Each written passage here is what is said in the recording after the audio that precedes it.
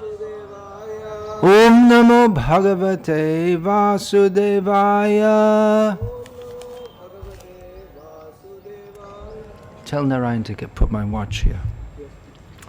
Srimad Bhagavatam, Canto 3, Chapter 9, Text 29, translation and commentary by His Divine Grace A.C. Bhaktivedanta Swami Prabhupada.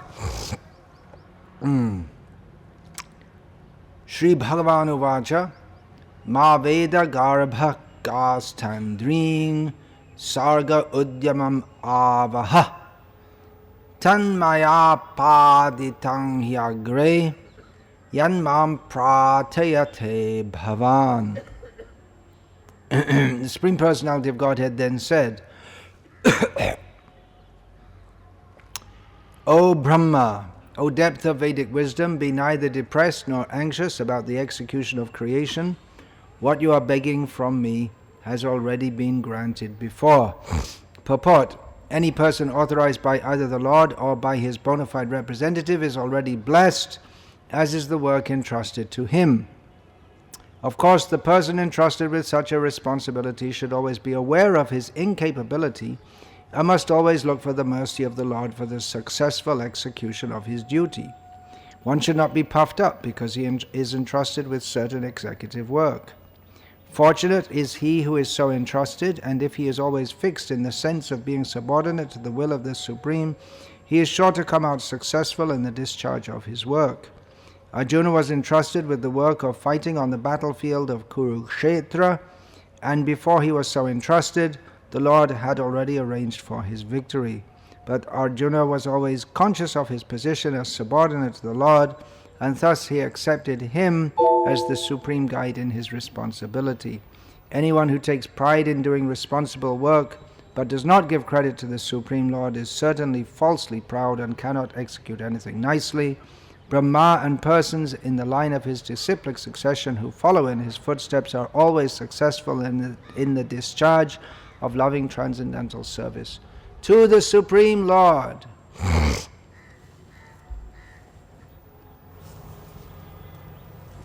Om Jnanatimirandhasya Jnananjana Shalakaya Chakshurunmilitam Yena Tasmai Shri Gurave Namaha. Nama Shreshtham Manuapi Shachiputramatra Surupam Rupam Tasyagrajam Urupuring Maturim Goshtavatim Radha Kundam Girivaramaho Radhika Madhava Sham Prapto Yasya Pratita Kripaya Shri Gurum Tam Natosmi Vandeham Shri Guru Shriyataf Parakamalam Shri Gurun Vaishnavangscha Shri Rupam Sagrajatam Sahagana Raghunatan Vitam Tam Sajivam Sadvaitam Savadhutam Parijana Sahitam Krishna Chaitanya Devam Shri Radha Krishna Padan Sahagana Lalita Shri Vishakhan Vitamscha. Hare Krishna, Krishna Krishna, Hare Hare, Hare Rama, Rama Rama, Hare Hare. I chose this verse to speak on this morning as we are scheduled to have after this a meeting of leaders, of those who are serving in leadership capacities under my guidance. There are many leadership courses, seminars, books, gurus, leadership gurus. Here we have in this purport a completely different perspective on leadership than you'll get in any of these karmic courses on leadership. There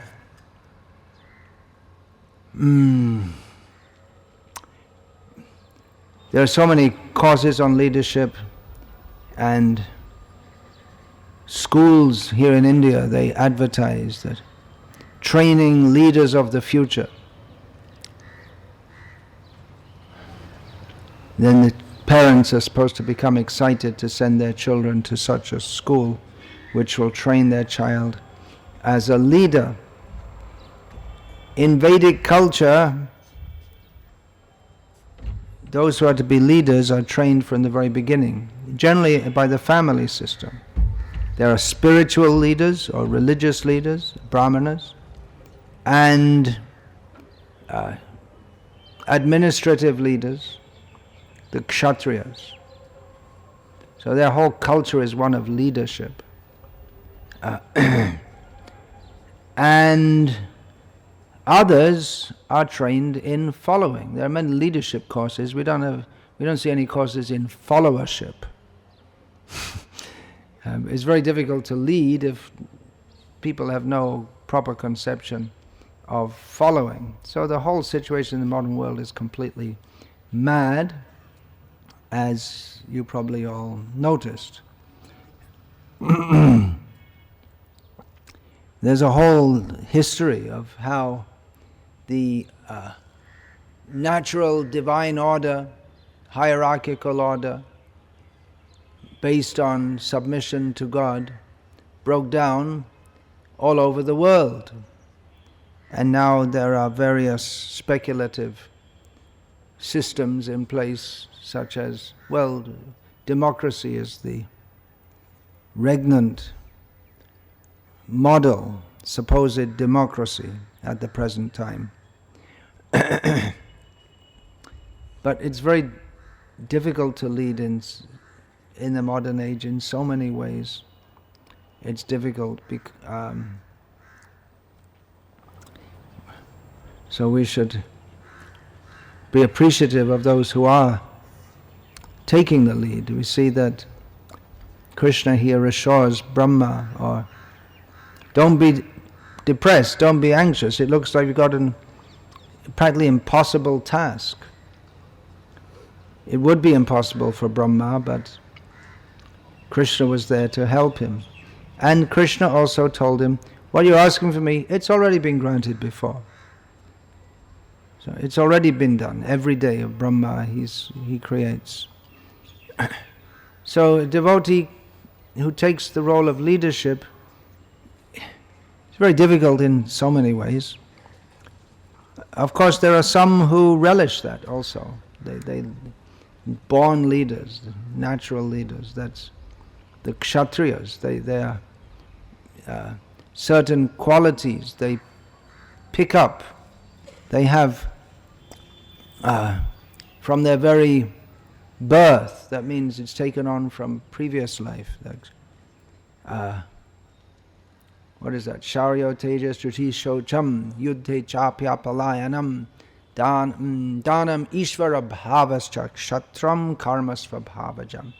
Is the natural tendency, inborn tendency, that means acquired from previous life, and also imbibed from the very family and the culture that they are raised in, to be heroic,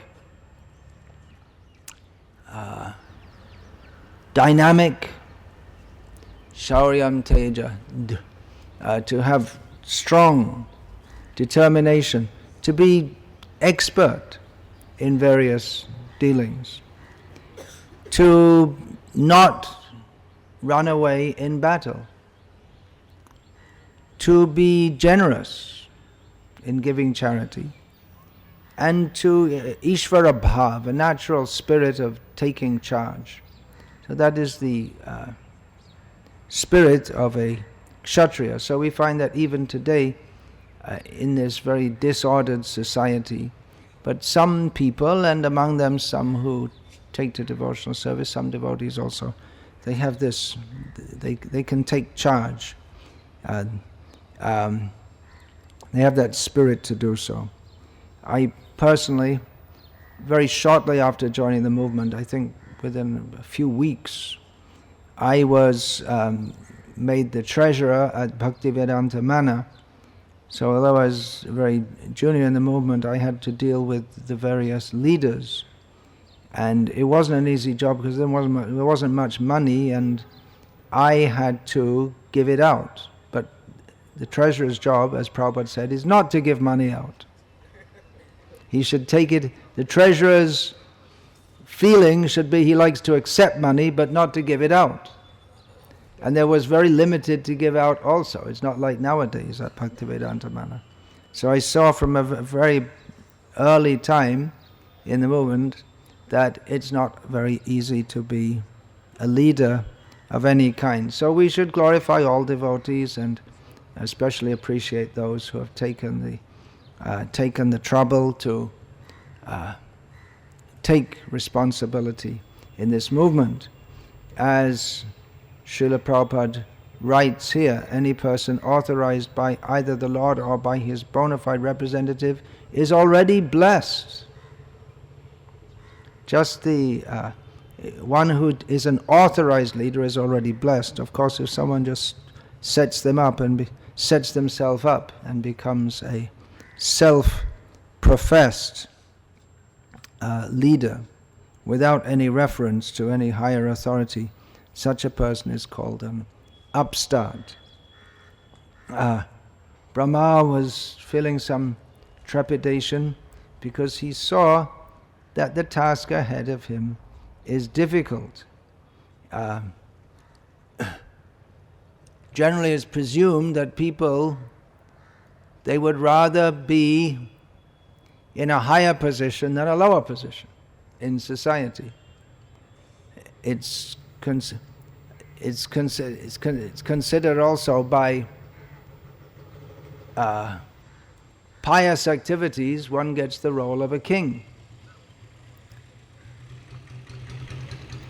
But it's not all just parading with brass bands, as will be tomorrow, Republic Day here. With the Chief Minister of Gujarat will come here, and presumably there'll be some brass bands and some pomp and grandeur. But that might seem very relishable to someone who's in the crowd. They might think, well, I would like to be the one up on the pedestal rather than just another face in the crowd.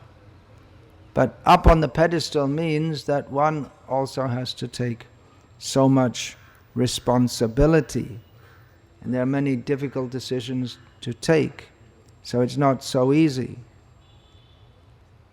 So one of the qualities of a kshatriya is dhriti, determination to go through various difficulties, from small difficulties to big ones. Small difficulties means we often find devotees come or others come with some very minor matter which they think is, in their estimation, it's something overwhelming and you have to do something about it. You being the leader. And their whole mind is completely obsessed with this.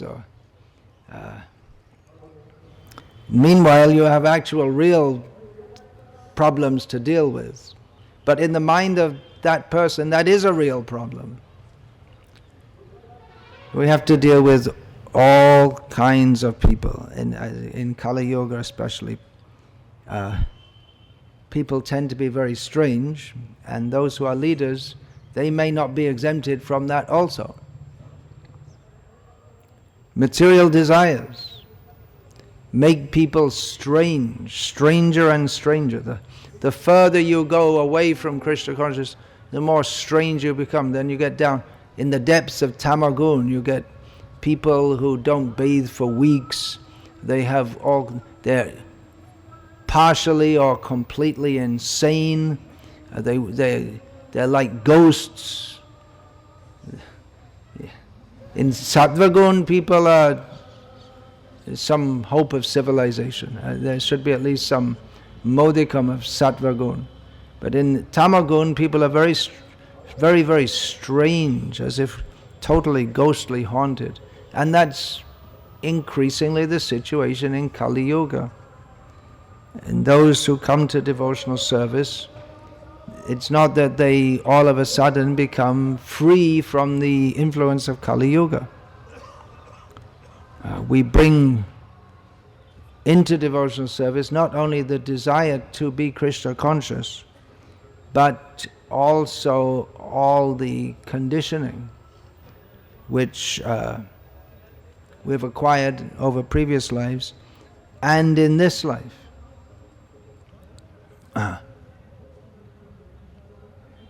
So one of our leaders, I was told at the last year's ISKCON Leadership Sangha, something like this. He was talking about the preaching in modern ISKCON and taking leadership, and he said that nowadays it's very difficult to find anyone who wants to be a temple president in ISKCON. It used to be almost like a competition. Who can get the spot? Devotees used to fight over it in the West. Literally. Not so much physically. They'd fight physically over other things. But there would be... at one point, Srila Prabhupada said that there should be voting for the temple president, should be voted in, but then he vetoed that. Because actually, particularly at Bhakti Vedanta Manor, just before I joined, there was a lot of politics going on, with one devotee trying to get rid of the town president and put himself in. But it was a relishable post, because why? Well, the devotees, they were prepared to follow.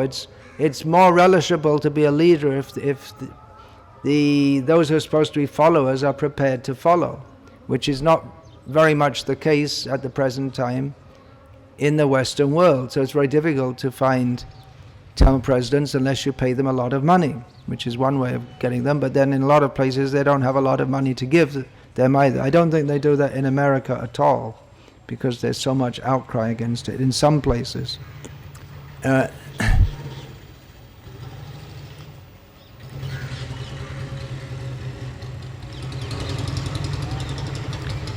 So when in our movement that was a lot of prestige attached with being the town president, and the movement was rolling, dynamic, then many devotees wanted to be town president. Now it's in a bit of a slough, or a slough is like a patch of mud. You know, if you drive a car into a patch of mud, it tends to get stuck there. So now it's in a rut, that's the word. So it's very difficult to find those who want to be town presidents in those conditions, which suggests that those who are actually serving simply for the sake of serving, or taking leadership roles for the sake of, it may not be just purely out of pure devotional service. When it's difficult, we'll see who actually wants to serve. Of course, it's never easy, but when there's, like I say, lots of money coming in, lots of prestige attached to it, then it's easy to find or those who want to take that role. But when times are difficult, then it's not so easy. Here in India, still the movement is going on quite positively. We hope there isn't, we pray that there's no implosion as there has been in other places, but then we would see who actually wants to serve and be leaders. Anyway, I was saying that a devotee in one of our leaders at this, he was giving a talk on the challenges of preaching Krishna consciousness in the Western world in the modern age, and one of the things he said, it's very difficult to find devotees who will take the role of a temple president. And then he cynically commented, "Who wants to be a zookeeper?" In other words, his perception of running a temple was something like running a zoo. But actually in a zoo it's more ordered, and the animals, they tend to, they're kept in cages, and you can, most of the animals, if you feed them, they're somewhat cooperative. Whereas there's no such guarantee in the Krishna consciousness movement. It might be, from the point of view of peace of mind, it's probably better to be a zookeeper than a temple president in ISKCON. Now, well, I said it now. Probably none of the leaders would disagree, although I might get pulled up for that one. Anyway, it's going to be difficult, but we should continue despite difficulties. Not to give up just because it's difficult. That's rajasic. That tyaga. If one gives up, if one renounces because things are too difficult, then that is rajasic. Of course, it may be that one perceives oneself to be not very well fitted to deal with the situation. I myself was in the role of temple president and then regional secretary. I don't think that post any longer exists, but that was a big post previously. But I decided to stop having such an executive role because I saw I'm not very well suited for that. Let others do it. Others who might be better suited for that. I thought it wasn't good for me or good for others. So difficulties will be there, and the service of a leader is to go on and lead and develop the Krishna consciousness movement within a certain area, either a physical area, mostly physical area, which means dealing with difficulties as they arise. Bhaktivinoda Thakur has taught us, Tomar Shebai Duk Hoi Joto Sheito Paramashuk.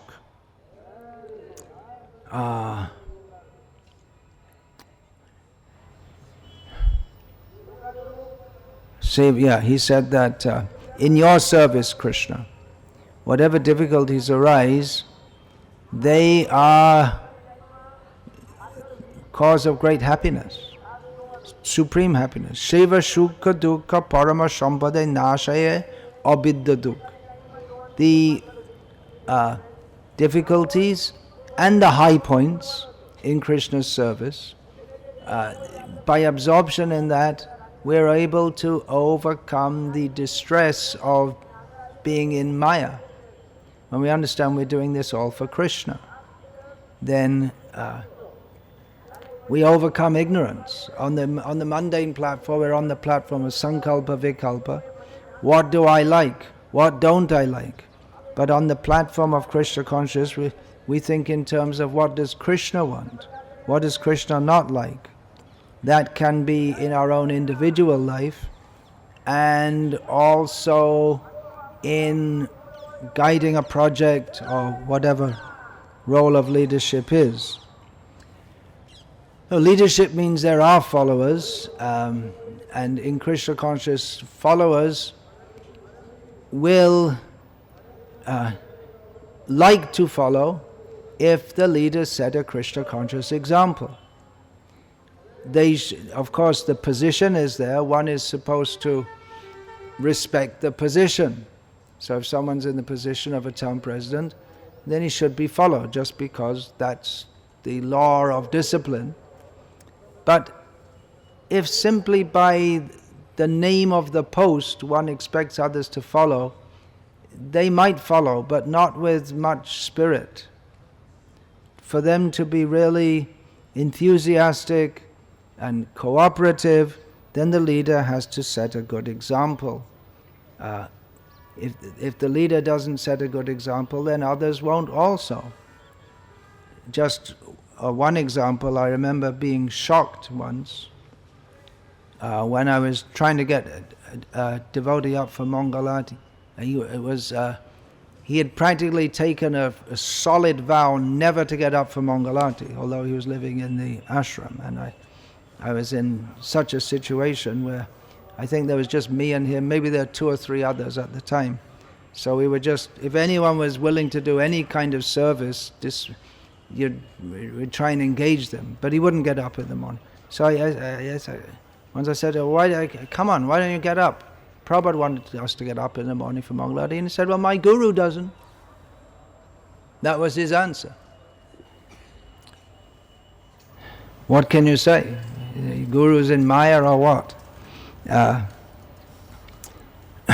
So there's leading by practice and by precept. Precept means giving orders, and practice means showing by example. So, an acharya means one who teaches from Shastra and lives according to Shastra. And Srila Prabhupada said about his GBC members, in the topmost position of leadership in the society, he said they should all be acharya-like, spiritual leadership. So leadership qualities can be seen in the devotees serving under his guidance. If they're enthusiastic, working selflessly with the spirit of sacrifice, committed, working hard, how they deal with others, how is their sadhana, what is their preaching spirit, how much they're actually advancing and understanding this philosophy, reading the books. Srila Prabhupada reportedly said, if the temple is clean, the management is good. That's a good test. So, the leader leads by his qualities, and the qualities either positive or negative or mixed, anishtam, ishtam, mishram cha, that will tend to be reflected in the followers.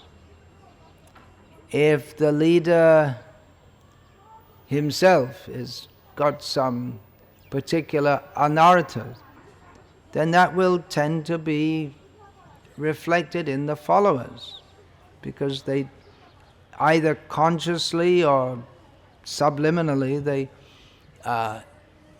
tend to imbibe the qualities of those who are their leaders.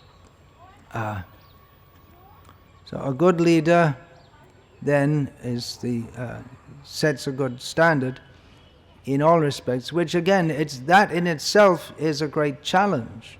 It's not only a great challenge dealing with the various difficulties, for instance, getting permission to put a road when all the village people, you want to build a temple, you want to put a road, the village people are against it, or they want some really extortionate bribe.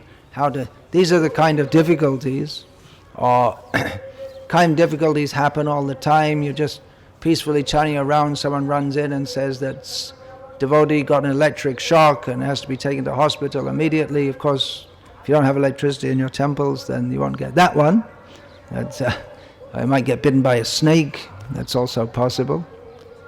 In the country ashrams, they say, oh, it's so dangerous, there are snakes. Yes, danger from snakes in our farm projects. No doubt about it, danger from snakes. There's no danger from electric shocks or getting run over by a bus.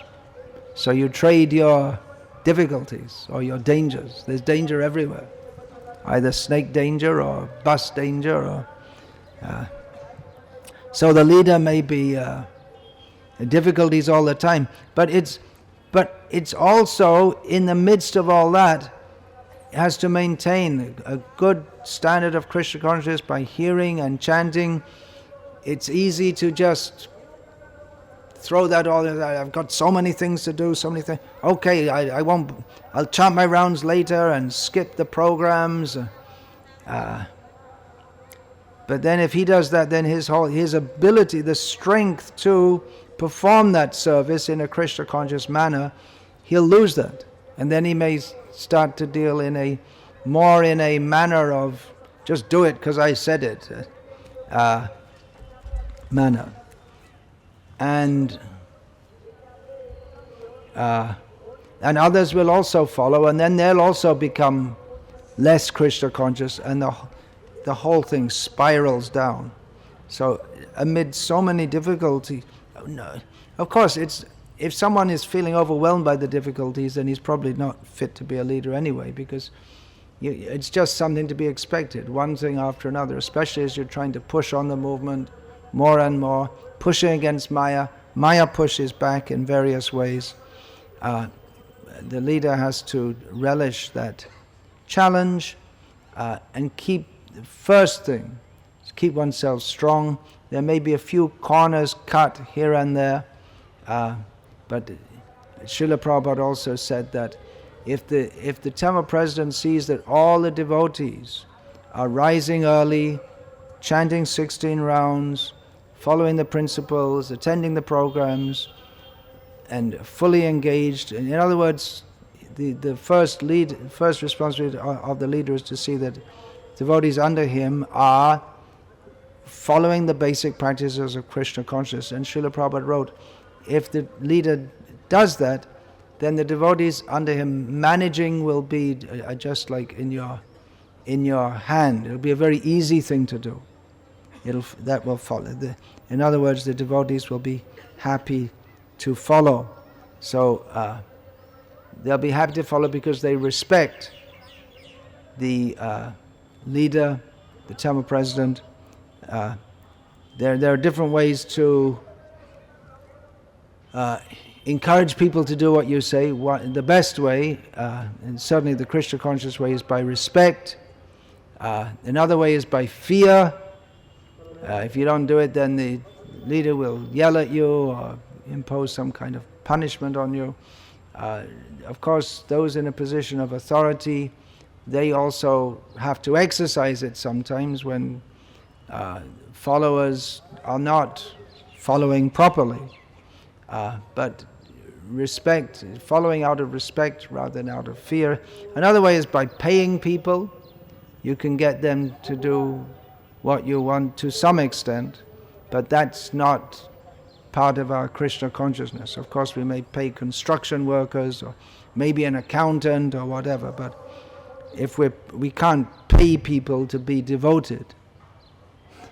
Srila Prabhupada was especially against having paid pujaris and teachers. So the respect, at least having something like a Krishna conscious, I hope Krishna conscious management seminar here, but it's saying leaders should be respected.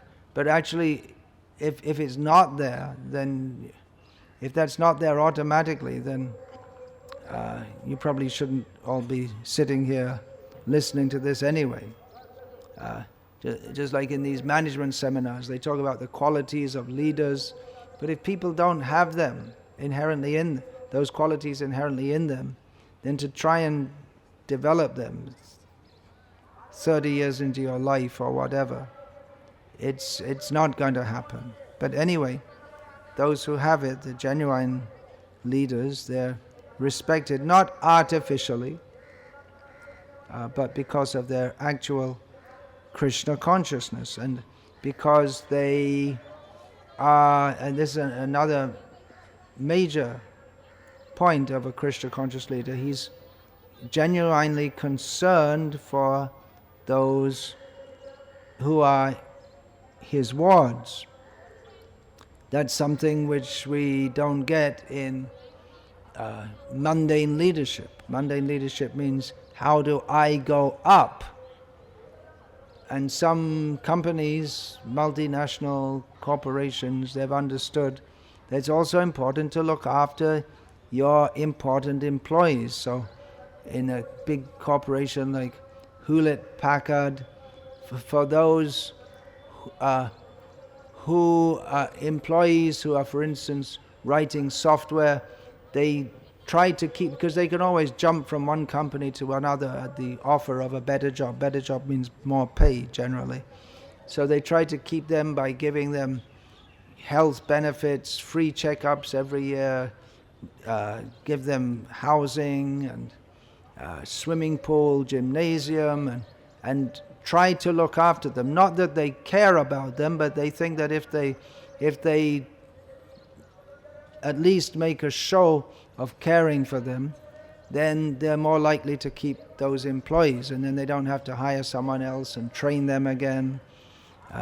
Someone doesn't leave in the middle of a project, and it becomes very difficult. So they may make a show of caring for others because they find it's a good way to run their business. But a Krishna conscious devotee is not like that. He cares for others because, well, he also learned it from his leader. We imbibe from Srila Prabhupada, we hope that we imbibe that from Srila Prabhupada, that the caring for others. In the history of ISKCON, two of the devotees from the earlier days of ISKCON, who are so much remembered as being great devotees, were Jayananda and Vishnujan. And they had many qualities. Vishnujan in many ways was a very extraordinary preacher, kirtan leader, but what really endeared them, both of them, to others was their largeness of heart in their actually caring for the spiritual and even the material benefit of others. They wanted others to be Krishna conscious. And that was apparent in how they dealt with people. Even though they were very much respected, they didn't put on airs or take advantage of that. So they're very much loved for that. There may be others also who talk a lot about love and caring, but it might not seem to go much more than theoretical, the theoretical stage. They worked out if they talk about loving others and caring, and then they'll be respected as a loving, caring person. The mind can work in very twisted ways. If one wants to go down in history as a great saint, one may make a show of being a great saint. Because we see, for instance, Mother Teresa was so much appreciated for her charitable activities in helping the poor. Of course, there are so many people helping the poor, but anyway, somehow or other, she got in the limelight. So we may think that, oh, she's so caring and loving, and so many people appreciated her. I want to be appreciated like that. Okay, what did she do? She cared for she fed the poor. She looked after the sick. Okay, I'm going to do that. But the whole motive is how to be appreciated. It's not actually caring for the sick and the poor. So from the beginning, the motive is back to front. So it may be that one is seen as being loving and caring, but really that's not the central motive. So in Krishna consciousness anyway, we're not that much interested in fact, we're not interested at all intrinsically in opening hospitals or even feeding the poor.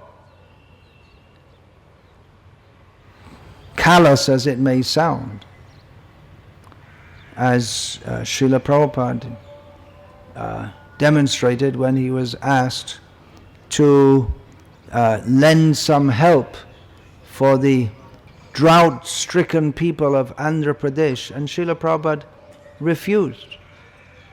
He said, our movement's not meant for that. So it may seem callous, but Srila Prabhupada was interested in benefiting people in a manner that they can actually be benefited, not in some artificial way.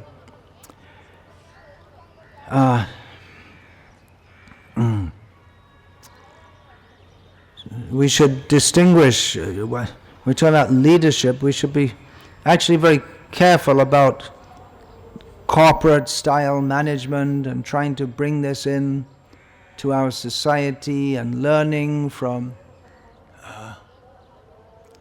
success, 7 habits of highly successful people, or whatever. There are so many. So in that 7 Habits book, some of the things he says, I haven't read it actually, but it's just like living. I never saw an Amitabh Bachchan film either, but I know the name very well, Amitabh Bachchan, and I never saw Sachin Tendulkar play cricket. But when you're living in the atmosphere, you have to know something when it's all around you. So I also, although I never read the 7 Habits of Highly Successful People book, I did look at the list of the 7, because in ISKCON at one time it was the fashion, there's always some fashion or other going on. It was the 7 Habits fashion. So there are things like be proactive, which means you have to see the problem in advance and act to preempt it. a stitch in time saves nine. It's folk wisdom, actually. It's not something that he made up. Of course, things would be much easier if we could see what was going to happen in future. You can't always tell what's going. Most of the time, well, there's some idea, but you can't really understand what's going to happen in future. Life is like a chess game. Okay, write it down. Put it in your sayings in the diary. Life. Well, in a chess game, it's much more ordered than life, because there are very restricted factors. But in life, there's no saying what's going to happen, who's going to do what, say what. So to some extent, we can try to gauge what's going to happen in the future and prepare accordingly. For instance, if I have to get a book printed and it's going to cost so many lakhs of rupees, well, I should start to think about where that money is going to come from before the time of the book, before the book is ready for printing. So that's common sense, but people who don't have that kind of common sense, well, many people don't. So they're not fit to be leaders. And then, okay, if I act like this devotee someone is behaving a bit strangely, so how to deal with them? If you tell them directly, they'll get upset and they'll get worse, or maybe if you tell them directly, it'll shake them and they'll improve. There's no saying. In a chess game, you can predict, or you try to predict to some extent, how the opponent will reply, what will be his next move. There are a limited number of moves. But in life, it's much more unpredictable. You really don't know how people are going to react. So, as in corporate management, there is some kind of psychological analysis also. That's also there. But better we take just like this, be proactive. Well, that we can learn all these things by studying Mahabharata, various shastras, seeing how Srila Prabhupada dealt with people. We can learn from the Mahajans, rather than learning from people who have no clear sense of God consciousness. As far as Kaviism is concerned, one of his great myths is the win-win situation, where you act in such, okay, two of us, we're having some disagreement, let's make some solution in which you win and I win. We're both benefited. Well, it's a nice idea, but in the material world, it might happen sometimes. He may give some examples, but generally in this world, the Maya is working against us, so that all our plans, they're spoiled. That the tendency is like that. What we want to happen doesn't happen. We expect that things will happen in such a way, but Maya is always putting some obstacle. Interestingly, this Kavi, his corporation, he merged with another corporation, which is doing the same kind of thing, making lots of money by telling people how to manage and this and that. And when they merged, him and the leader of that other corporation, they just couldn't work with each other at all. And they're always talking about empathetic listening and this, but when it actually came that he's the boss of his company, he merged with the boss of another company, but they couldn't work together at all. So it's theoretical.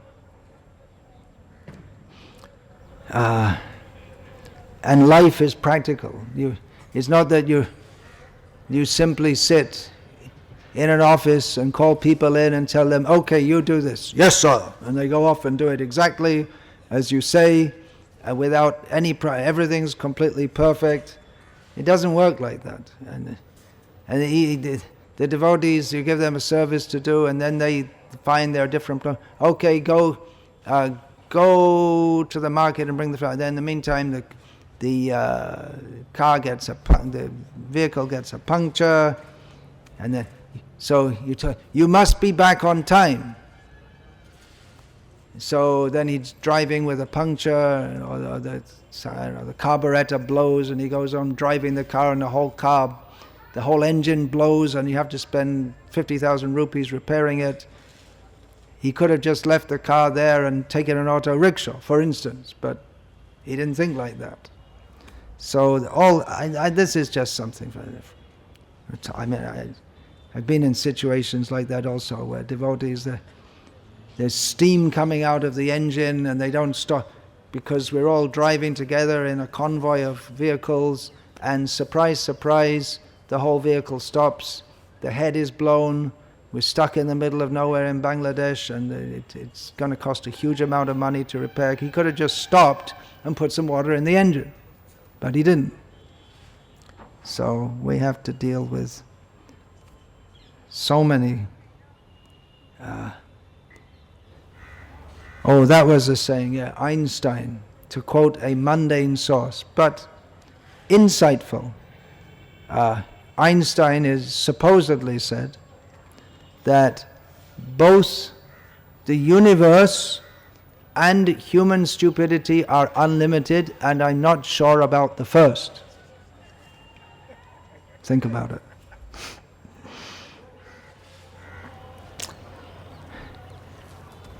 So there's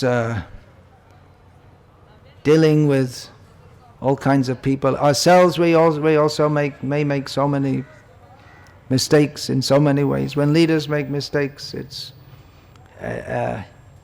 it reflects, it has a worse effect than when followers. Of course, leaders, they first of all have to be followers. But at least the motive should be pure.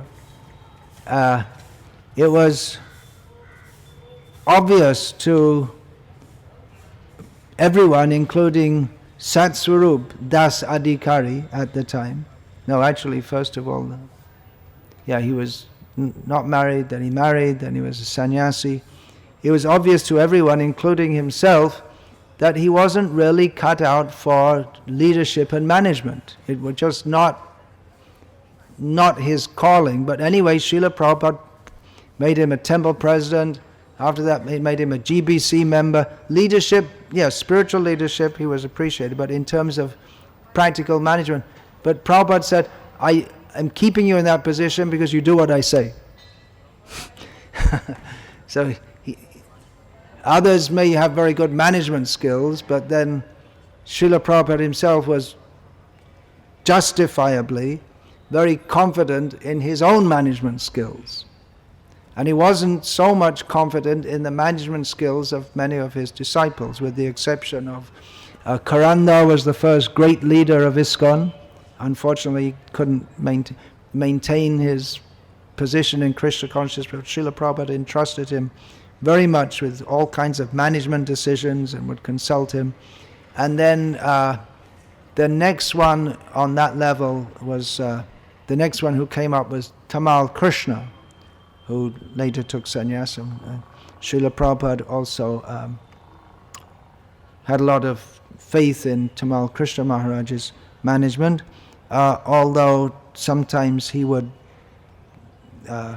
check him, sometimes very strongly also, because Tamal Krsna Maharaj was very strong-minded, or some might say strong-headed. So Srila Prabhupada, he appreciated the management qualities of Karanda, Tamal Krsna, Rameshwar, Harikesh. These were devotees who were good in Krishna conscious management. And he appreciated Satswarup also, because of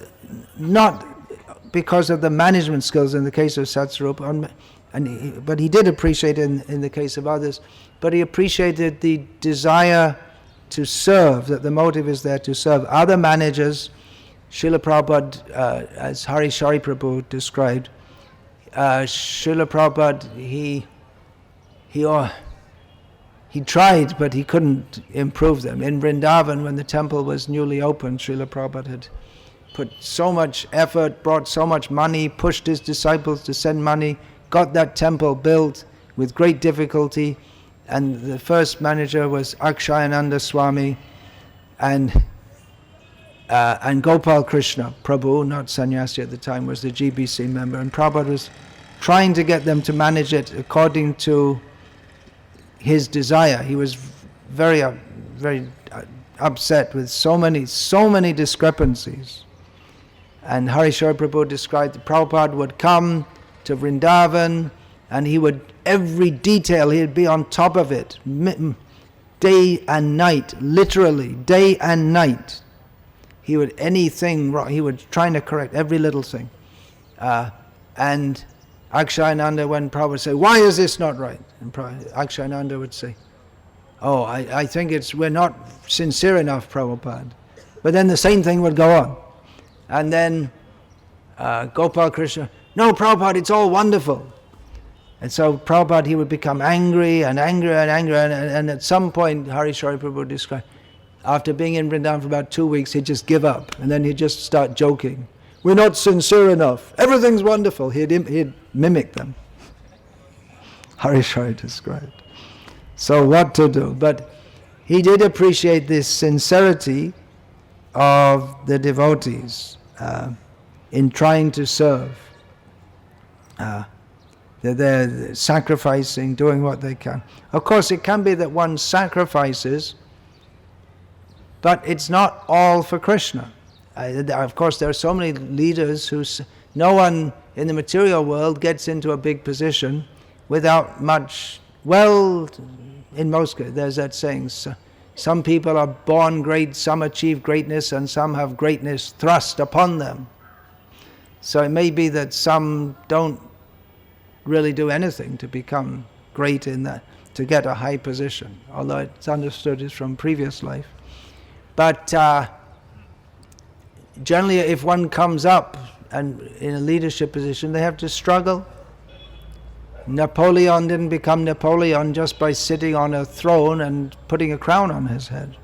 He had to struggle, so many difficulties went through, so much determination, but he was a demon, according to the description of Bhagavad Gita. He wasn't a devotee, so it may be that we're doing things, working hard, but the motive has to be seen also. If the motive for self-aggrandizement, I will be seen as a leader, I will show what wonderful things I'm doing, becomes very dangerous. And there may be a fine line between thinking, I want to do all this for the pleasure of Prabhupada, the pleasure of Krishna, pleasure of Guru Maharaj. I want to offer so many nice things, so many books distributed, so many new devotees.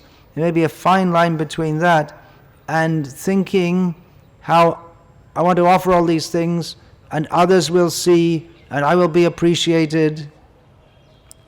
We may be doing it for the pleasure of Guru and Krishna, but also thinking how I will be noted for the pleasure that I'm giving. So it may be a very fine line which we may not even recognize in our own heart. There may be some egoism there also, that, in future people will see what great things I've done and they'll praise, and maybe in future there'll be something like the Chaitanya Charitamrita of ISKCON and my name will be in there also, or Bhakti Ratnakam. At least my name should be there. Let's pray for that. There may be something playing for the future. It may be noticed. So as leaders themselves know, in dealing with devotees, you just can't force them to be completely pure in their motives or to be completely perfect in their activities. You have to indulge them to some extent. Just like the example is given in the Bhagavatam, in the Upanishads also, that in controlling the senses, it's like controlling a horse. You have to keep on a tight rein, but if it's too tight, then the horse will rebel. You have to give them a little room, little leeway, so that they're not completely and totally controlled. So control has to be there, but some leeway. Especially Grihastha devotees, we can't expect them to surrender in the way that brahmacharis are supposed to surrender completely. For them there's no saying no, or no, they're under discipline all the time. And Grihasthas are supposed to be also, but in a different way and with a much more extent of independence. So impure motive, the motive should be very pure of all devotees, or those in leadership positions. If they have some other motive, then they may do things very well, but the the overall result will not be very good. It may be that buildings are built, devotees are made, books are distributed, but because they themselves don't have, they're not doing all for Krishna, then that spirit of mixed devotion is imparted to others. In other words, for all their efforts, it looks very good, but no one's actually becoming a pure devotee. They'll be having mixed motives for power, position, showing who's better than others, and so on, or just some very crass thing like living comfortably. As, what is that? I heard someone saying that, oh yeah, I'm quite happy, brahmachari, living in the temple. It's quite good, have a nice air-conditioned room. And what is this? Saying to someone who was thinking of joining the temple, saying, yeah, it's quite good, yeah, I'm living quite comfortably, as if that was the criteria. Live comfortably, if you want to live comfortably, if that's your motive, then you go and work and you get an apartment and buy your own air conditioner. But we shouldn't think that measure devotional service in terms of our material facilities. On the other hand, we may want to give responsible positions to those who are enthusiastic for various reasons, because there aren't that many people who are enthusiastic or capable of spreading Krishna consciousness. And Srila Prabhupada, he was expert in finding devotees with energy and ability and harnessing that in Krishna's service and getting so many things done.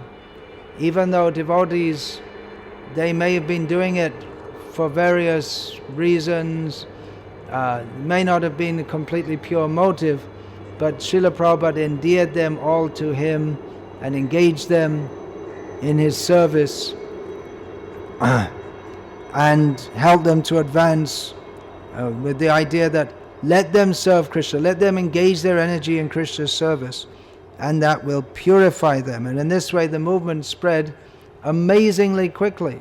I'm not saying that everyone who Srila Prabhupada gave leadership role was materially motivated, but that Srila Prabhupada saw that different people had different kinds of energy and dynamism, and he would, in many cases, give them the opportunity, okay, go, do it.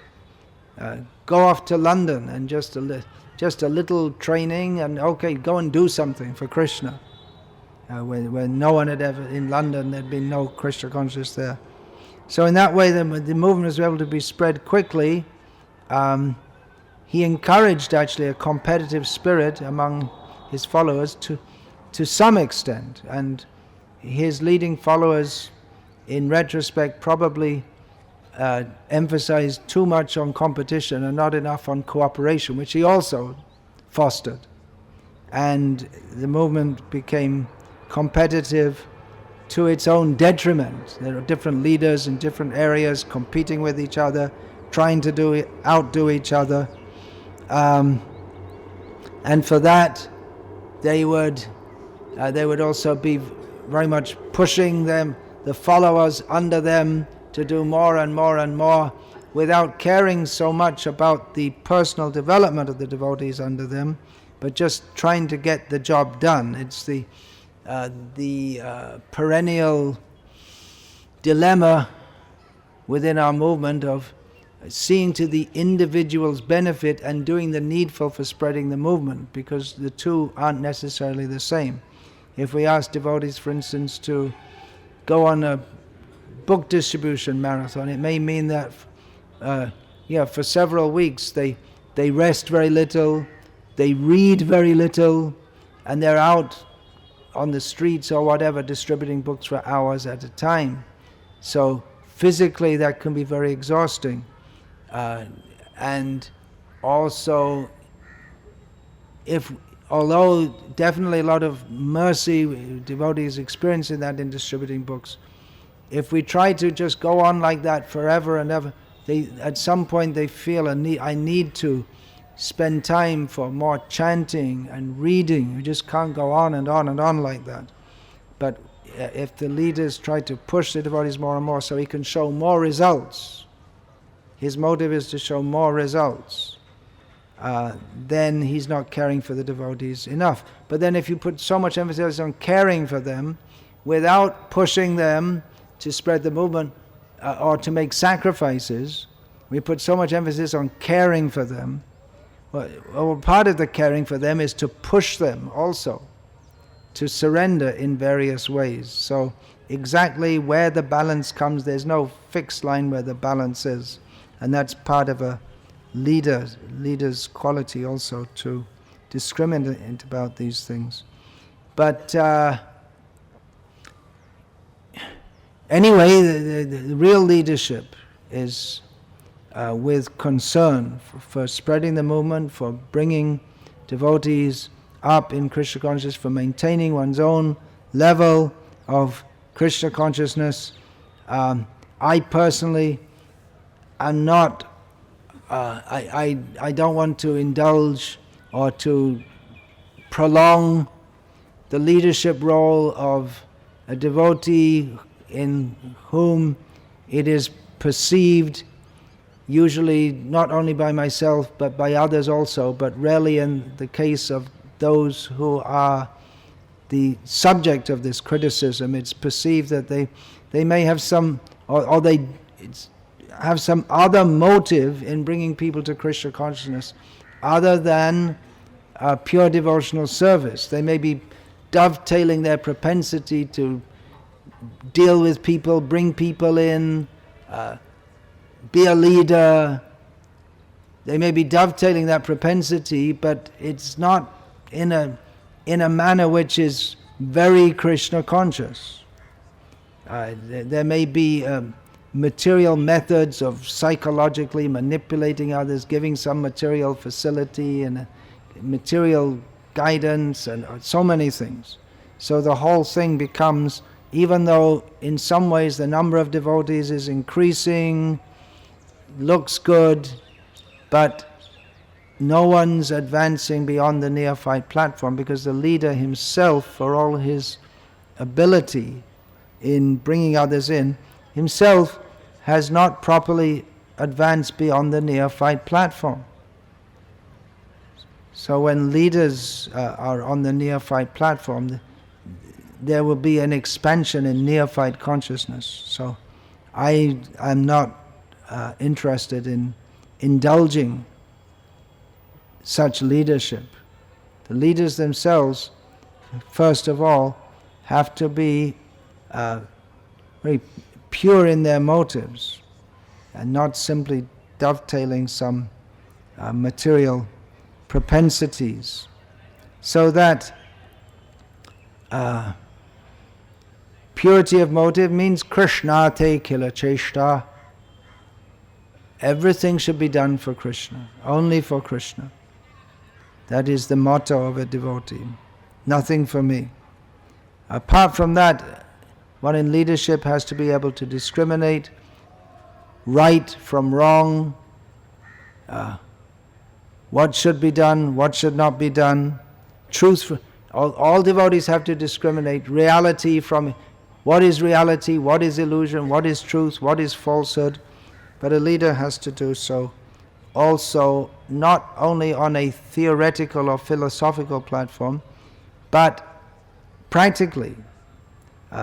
What he has to see by dealing with people in such a way or making such a decision, will it benefit others or will it harm others?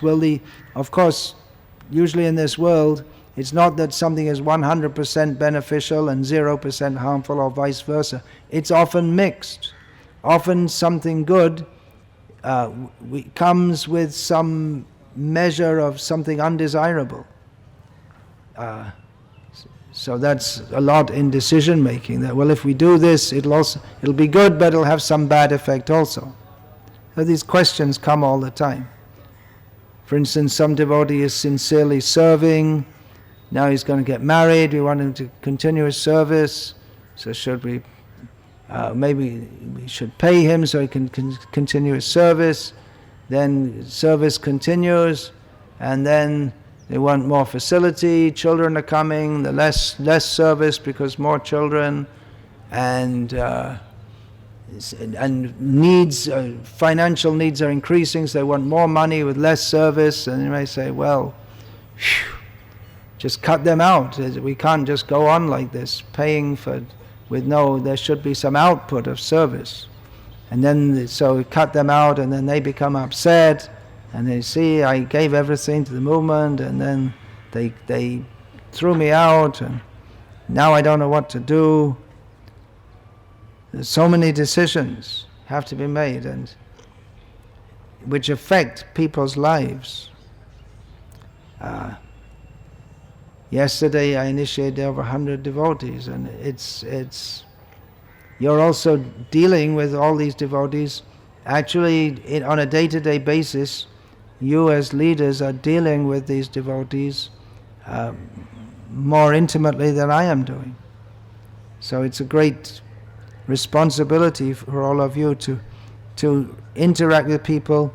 And we see even devotees, sometimes you see devotees, they've been in the movement for several years, they've read the books, they seem to be doing very well. All of a sudden, something goes wrong in their mind, or something happens to them, the child dies, or something like this, and then they just go, they almost as if they forgot the philosophy of Krishna consciousness, all they've been doing all these years, or people who you trusted may turn against you. There's no saying, but a leader must discriminate and try and understand what will be beneficial, not only for the individual but for all concerned.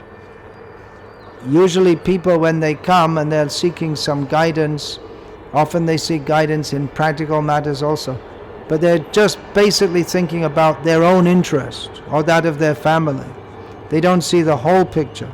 But the leader has to see that, for instance, some devotee has misbehaved. He's asking for another chance. Okay, give another chance. Again misbehaves. Again asks for another chance. But then we're thinking, okay, we can be merciful to this devotee and give him another chance, but on the other hand, if we just let him again and again misbehave, that will send a bad message to all the other devotees, who will then think that, well, it doesn't matter, you can do wrong and get away with it, and no one cares, in the name of being merciful. So sometimes the mercy of a leader comes by acting in a way which doesn't seem merciful to the individual, but that's to protect the group. Mercy, there should be some discrimination also, because if there's only mercy and there's no justice, then people who are of not good motive, they will take advantage of that. Justice is also required. Mercy means that there is a justice system, but sometimes what should justly be given, some kind of retribution or punishment, all right, we won't give it. We have faith that, all right, we have faith that you did wrong, but you want to be right, so we give you a chance. But then, if there's no justice, and only so-called mercy, then people who are not very sincere will take advantage of that. So sometimes the leaders, they become blamed, that, oh, it's so heavy, so strict. You should just love everyone. This absurd idea that loving people means to let them do whatever they like. Where did this idea of love come from? Some demoniac idea of love, which is not love at all. But these are the things leaders all the time have to deal with. That should someone be corrected or just let it go for the time being?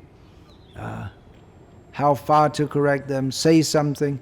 Often you're afraid if you say something, they may, often because devotees, they're on the platform of egoism. So if you say something, actually, Prabhu, you shouldn't do that. No, and then they become upset. Why should they become upset? They shouldn't become, but they do. So you may let it go, then let it go, and then they become worse, and then you have to try to deal with the problem when it's at a worse stage, or you may not deal with it thinking, well, anyway, they may just get better. You can't tell. You can never tell how much is too much, how much to discipline, how much is too much, or not. Just leave with very little discipline and just try to encourage them. You can't tell exactly how things are going to work out. Very important, leaders should not seem to be partial, to have their special devotees who they look after, their chamchas, who they look after, and those ones will always support them. When others express some difficulties with the leaders and they have their coterie around them who will, so the leader himself doesn't have to personally get on the case of those who are expressing some difficulty. He has his men who'll do that, and they do that in return for some material benefit. We see this. It shouldn't happen in a spiritual organization, but unfortunately it does. So if I see any such thing, I want to dismantle that rather than let it go on. It may look good in terms of number of devotees and this and that, but it's not what Srila Prabhupada came from the spiritual world to give us. I'm going over time here, so we have to have our meeting. There's a lot more to say. Maybe I'll say it some other time. Hare Krishna. All glories to His Divine Grace, Srila Prabhupada, who among his unlimited transcendental qualities was the most amazing leader of all. Only he could lead them. Volume 2 of Prabhupada Lilamrita is titled, Only He Could Lead Them. Hare Krishna.